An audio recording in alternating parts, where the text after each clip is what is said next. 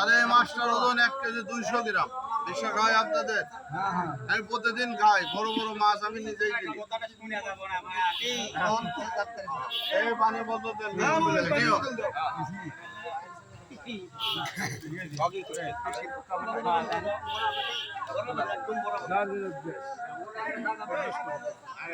একটা চিড়িয়াখানা। এই গাড়ির ভিতরে আছে গুগরা পোকা, ফড়িং পোকা, মাইলা পোকা, গুই সাপ, কুচ্চা, ব্যাং, ইউরিয়া সার। ইউরিয়া সার মাটি দিলে জমি ভালো হয়, ফসল ভালো হয়। আর ভদ্রলোক ইউরিয়া সার মুড়ির মতো, টোস্ট বিস্কুটের মতো করমার করমার করে সাবিয়ে সাবিয়ে খায়। তবে দাদারে আমি একটু কায়দা কৌশল করে এই জানোয়ারটা একটু টাইনে বাই করি, তারপরে ভদ্রলোক ভিতরে ঢুকে এই ধরনের জীবজন্তু গুলা কেমনে খায় লক্ষ্য করে দেখেন। এটা আবার খুব ভদ্র শিক্ষিত। ও বাবা, কলেরা পাস। এটা আবার কামড় দেয় না, ফুস ফুস করতেছে আরাম চাচা। একটা বাড়ি মারুম। বাংলাদেশের ভিতরে সবচেয়ে থেকে সাপের বড় মন্ত্র হলো আমার কাছে। যত সাপ আছে সম্পূর্ণ এটা বাইরে করে দেন, বাইরে করে দিয়ে সবার একটু দেখান। দেন তো ছাড়ি দেন, ছাড়ি দেন, ছাড়ি দেন। এই এটার নাম অজাগর। এটা বাচ্চা, অনেক বড় হয়। এটা 20 মণ 30 মণ ওজন হয়। এটা কারেন্টের খাম্বার মতো পড়ে থাকে বড় হইলে। তবে এটার মুখে কিন্তু কোনো বিষ নাই। এটা কামড়াইলে মানুষ মরে না, ভয়ের কিছু নাই। এটা একটা নির্বিষ প্রাণী। তবে এটার দোষ আছে, যেখানে খাবলা দেয় ওখান থেকে 400-500 গ্রাম মাংস ছিঁড়ে নেয়। এটা একটু ভেজাল, এছাড়া কোনো ভেজাল নাই দাদা। এটা বড় হইলে জবাই হয়। মাংস 800 টাকা কেজি, 1 কেজি মাংস 800 টাকা।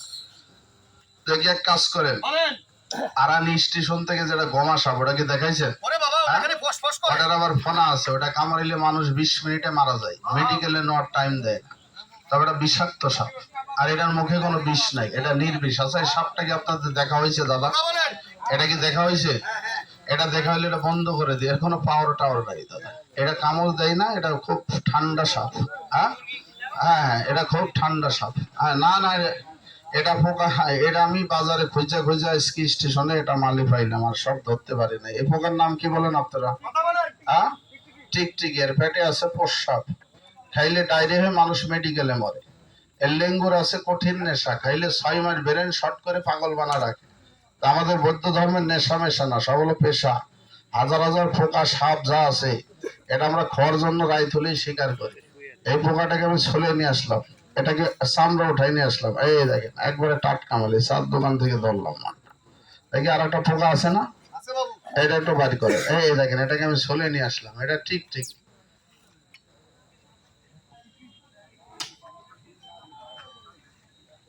এই পোকা কোনো কবিরাজ ডাক্তার বিজ্ঞান খেয়ে 2 মিনিটও বেঁচে থাকতে পারে না। নালের বোতল দেন। আর একটা পোকা আমরা খাই, নাম হলো কাকলাস। ওটা গাছে থাকে, রক্ত খাই, ওরে আবার আমরা ধরে ধরে খাই বেঁচে থাকি। আর একটা পোকা আছে, নাম হলো গোল। আপনারা বলেন গুই সাপ। হ্যাঁ হ্যাঁ, গুই সাপের মুখে কোনো বিষ নাই, ওটা কামড়াইলে মানুষ মরে না।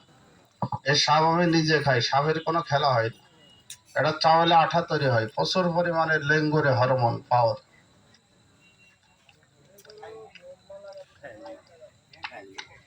এটার মুখে চাটা হয়ে যাচ্ছে।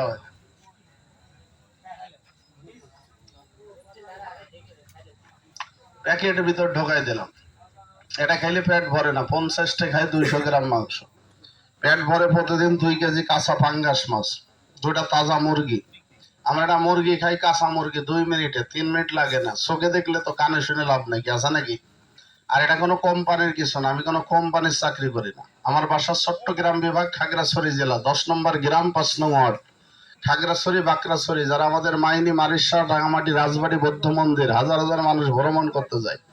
এর ভিতরে 8 জাতের মানুষের বসবাস, পরিচয় দিলে সবাই চিনবেন।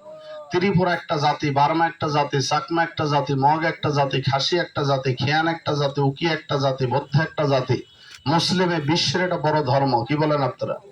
যত জাতি আর যত ধর্মই দেখেন, প্রতি ধর্মের ভিতরে সৃষ্টিকর্তা একজন, আইন কারণ ভিন্ন।